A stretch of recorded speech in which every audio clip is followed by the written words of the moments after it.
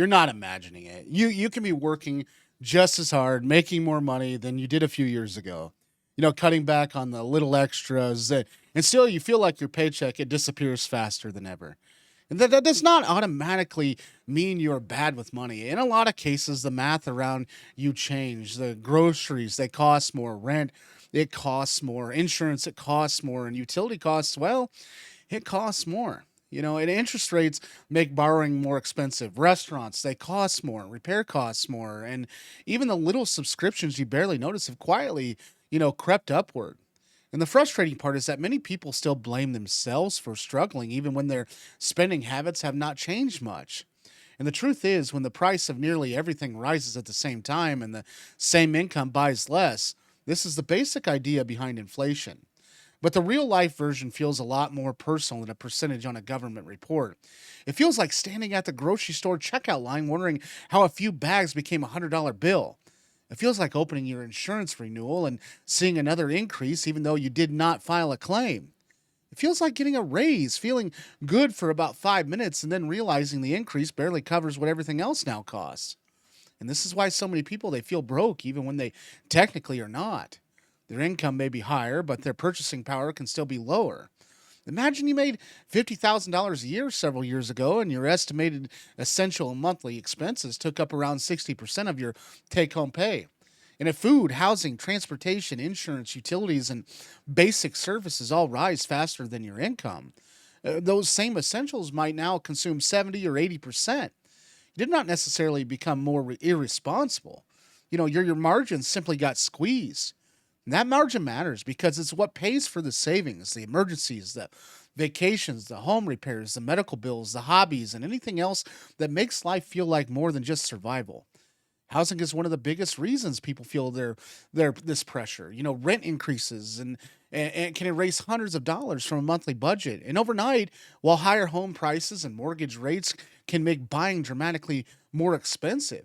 Even homeowners who locked in a lower mortgage rate can still get hit by rising property taxes, insurance premiums, the maintenance costs, contractor prices and utility bills. And then there's food. Grocery inflation is especially noticeable because people interact with it constantly. You may not remember the exact prices of every item from 5 years ago, but you notice when a weekly cart, what used to feel manageable, suddenly costs significantly more. Meat, eggs, snacks, drinks, produce, frozen meals, and household basics can all add up faster. And companies sometimes reduce the package size while keeping prices similar, meaning you're effectively paying more for less. Transportation has become another major budget drain now.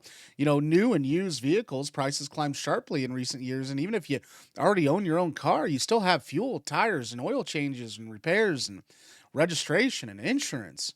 Auto insurance in particular has become a painful expense for many households because repair costs, parts, labor, and vehicle technology have all become more expensive. A bumper is not always just a bumper anymore. It might contain sensors, cameras, radar equipment, and electronics, so even a minor accident can be expensive to repair. Then you have debt. Higher interest rates can make credit card balances, personal loans, auto loans, and new mortgages much more costly. So a person who carries a balance may be making the same payment every month, but sending more of that money towards interest instead of reducing that actual debt. And that creates a nasty cycle where people feel like they are paying constantly but never getting ahead.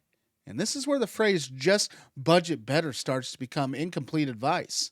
Budgeting absolutely matters, but you cannot budget your way out of every price increase. And if your rent jumps $300, your insurance rises $80 and grocery costs another 100 and utilities increase 50, this is more than $500 in added monthly expenses.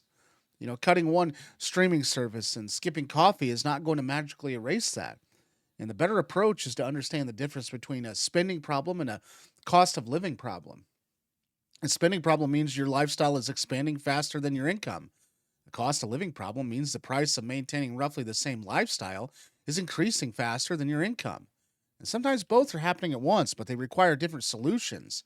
And if lifestyle inflation is the issue, you need to reduce unnecessary spending and stop upgrading everything just because your income rises. And if rising costs are a bigger problem, you may need to focus more aggressively on income, fixed expenses, debt restructuring, shopping habits, and that long term financial strategy. By looking at the biggest categories, not the small ones. People often obsess over $10 purchases while ignoring a car payment that is $600 a month or a housing cost that's eating half their income. Review housing, transportation, insurance, debt payments, food, and recurring bills first. And these categories usually contain the biggest opportunities. Shop insurance regularly, compare phone plans, renegotiate internet, cancel subscriptions you forget often, and refinance or consolidate debt only when the numbers genuinely improve your situation, not because an advertisement promises lower payments.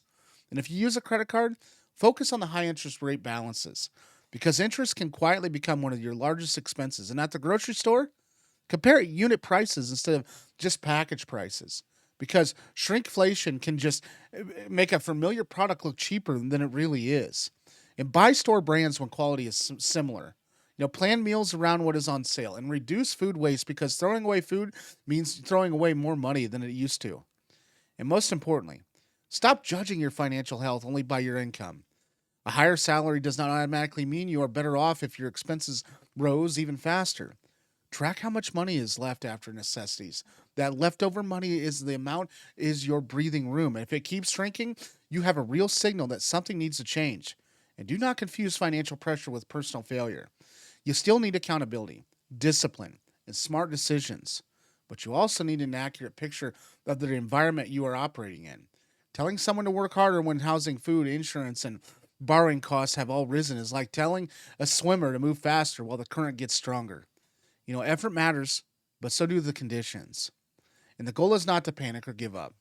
The goal is to adapt, increase the income where possible, protect yourself from high interest debt, and question every major reoccurring expense. Build an emergency fund gradually and avoid taking on expensive obligations just to look successful. You may not be broke, okay? You may simply be living through a period where the price of normal life has risen faster than your paycheck. And once you understand that, you can stop wasting energy blaming yourself for every dollar and start making decisions based on the reality that's in front of all of us. The game changed, so your strategy has to change with it. Thanks for watching today, and if you would, and you found value to this video, please subscribe. Have a good day. Take care.